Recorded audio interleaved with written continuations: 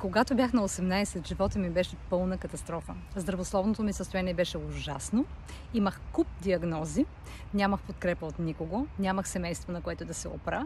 Буквално бях принудена да се справям сама с живота, без никакви инструменти, без да имам някаква идея за някакво бъдеще. Изгледите бяха много ужасни за бъдеще. Аз не може да се представя, че ще имам бъдеще и че ще доживея въобще до 30 години. Но знаете ли, най-големият плюс, който имах аз тогава, беше, че осъзнаването, че аз мога да променя всичко в живота си, когато променя решението си или взема решение.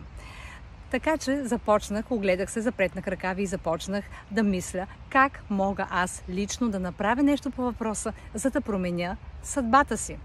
Другият вариант беше да остана в това положение, в което бях, и да соча с пръст родителите ми, държавата, приятелите ми или когото и да било за моето състояние. За много голямо мое щастие, аз избрах варианта сама да поема отговорност за живота си и започнах стъпка по стъпка да се катеря нагоре и да изплувам под нулата, от блатото буквално. Така че хубавата новина тук е, че всеки може да промени живота си, защото живота ти е съвкупността от всички решения, които си взел или не си взел в миналото. Защото има решения, които трябва да вземем, а ние не сме ги взели. Или такива решения, които сме взели, а не е трябвало да вземаме.